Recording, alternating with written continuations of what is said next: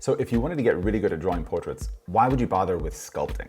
Well, throughout the course of this video, I'm going to tell you all about that. But I'll give you a synopsis here. Drawing students can benefit so much from sculpting because it gives you experience with how value and form actually works in relationship to real light and real depth. All the clips that you're going to see here are from a super in-depth Patreon lesson that I've done called Anatomy for Portrait Artists. And of course, for like $10 or whatever, you get access to this and like dozens and dozens of other great courses. Anyway, let's get into the video and I'll see you at the end. Our objective during this session is to sculpt a simplified block-in for the skull that has accurate proportions and will prepare us for the later detailed sculpting of the skull itself. Now, for any project in representational sculpture to work, we need some kind of reference or source image that we can use to determine what our subject should look like when we put it on the armature. Now, I know that a lot of you won't have a skull ready to hand, so what I would recommend to do is use my Head Study app.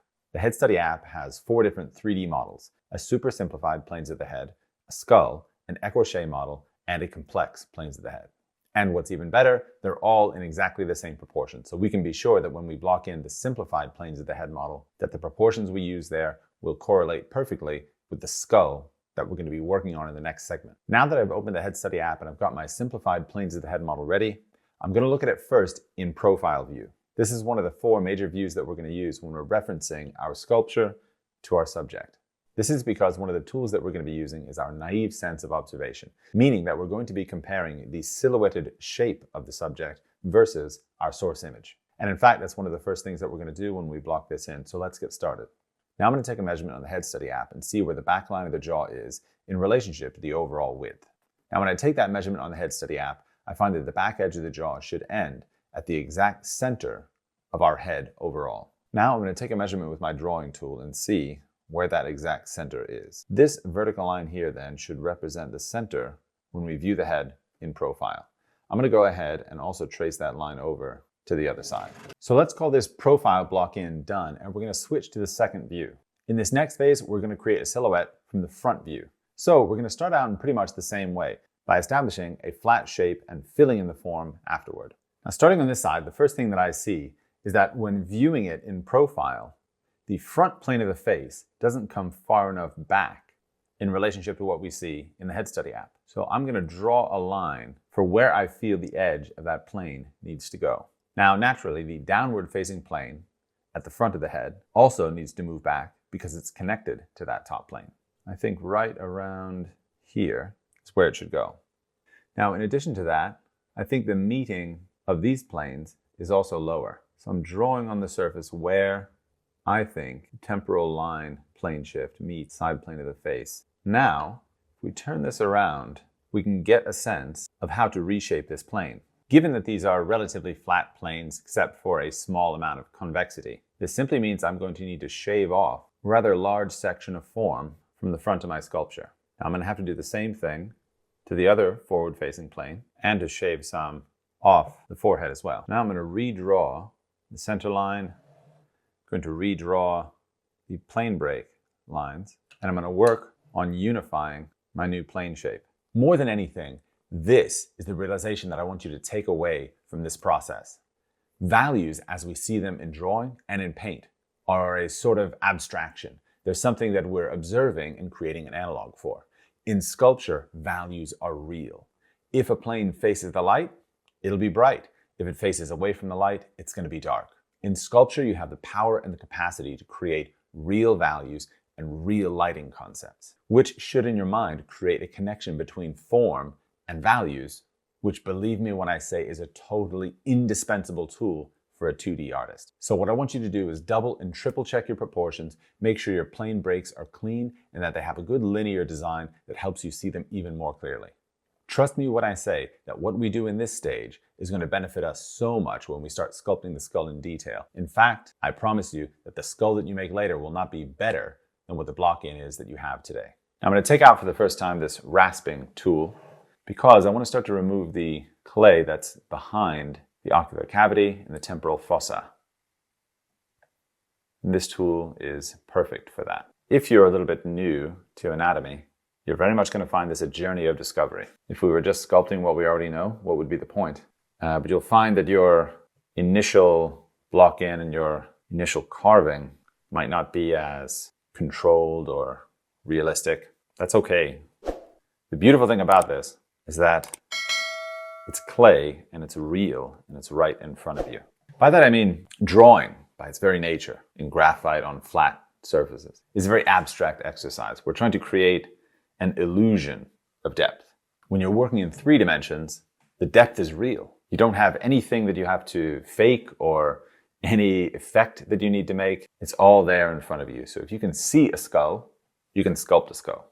Why don't we get this depth underneath the zygomatic bone out so we can start to reveal some of the forms of the maxillary and ramus. Now the side wall of the nasal cavity should come down from the edge of the nasal bone and flow into the form of the maxillary, the roundness of it, pushing back the landing of the zygomatic bone so that eventually we come to a place, and this is really important to see, the medial edge of the eye socket, right, is well in front of the landing of the zygomatic bone on the maxillary.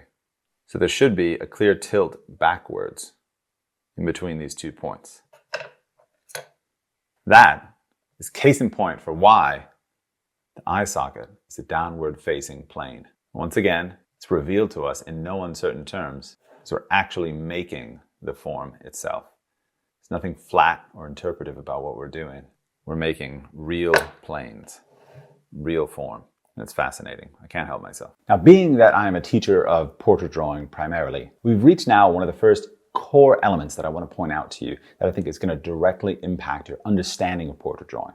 Now, when you teach portrait drawing, you talk a lot about the features of the face. We talk about the lips. We talk about the muzzle form that the lips sit on top of. And we talk about the volumes and rendering of that area.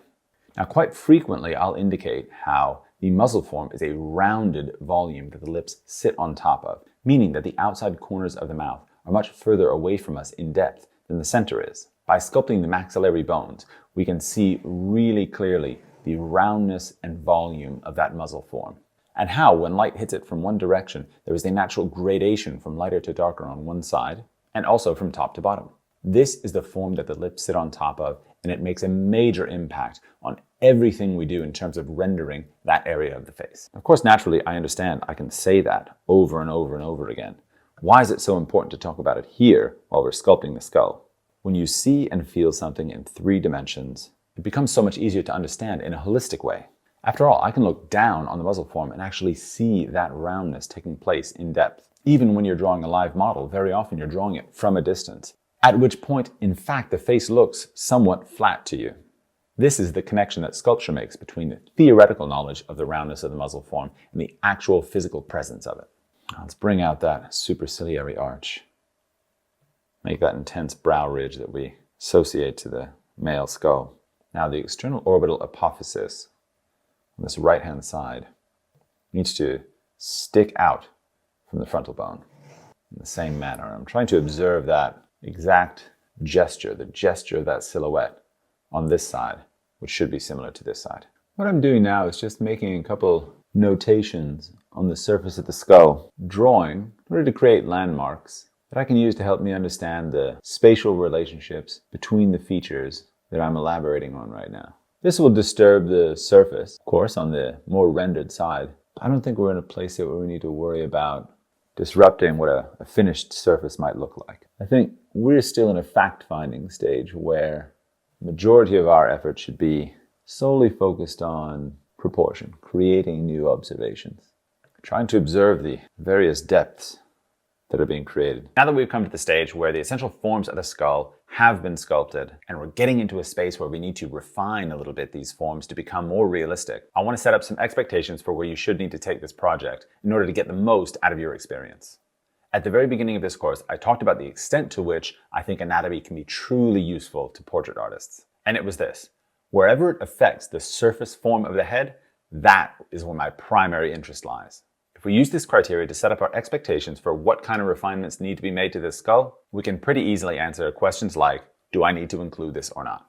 Now you can see at the moment I've added a little bit of information along the teeth and the alveolar borders. I'm primarily interested in these forms in terms of how they interact with the maxillary bones. So how the upper row of teeth protrudes ahead of the lower row of teeth, and how that informs the volume of the muzzle form. Now I'll probably invest a little bit of work into them just because I think it's kind of interesting to sculpt teeth. but by no means would I make it a requirement for calling this finished. Areas where I think I would spend a lot more time is in the very subtle forms of the forehead. The frontal eminences, the temporal lines, the external orbital apophysis. These forms make a dramatic impact on the idiosyncratic way that people look the way they do. In addition to that, I'll probably spend a lot of time sculpting the zygomatic bone, the zygomatic arch, in its landing on the temporal bone. Not only is this area particularly beautiful on a skull, I think that it's something I structurally go back to again and again and again when drawing portraits. You can think of it like working with your 2H pencils to render the lightest planes, trying to make them specific without making them feel overly soft or generic. It's that balance in between the two that never goes away. Refinement can lead to things looking muddy, things looking generic, and you come back into that space where you're searching for and finding planar structure. It's always the way. A lot of times when I'm refining at this stage, I'm looking at how the light affects the form. If you take a look at the zygomatic arch and zygomatic bone here, you can see how the frontal process of the zygomatic bone now has this very clear plane shift that's represented by two values. To me, that's a good way to understand that you have a sense of planar structure in your work. If you find that all the values are kind of blending together, what you're doing is kind of over-rounding or over-refining the form. It's totally okay if you end up with a set of planes that feel a little bit more rigid, a little bit more geometrical than perhaps they might on an actual skull. That's all for this lesson. I do want to say thank you so much for watching, spending a bit of time with me here. And also, if you like this lesson, you want to learn a lot more about portrait drawing and painting, just follow the link in the description of this video. It'll take you to my Patreon page. And for a very small fee, you get a ton of great content.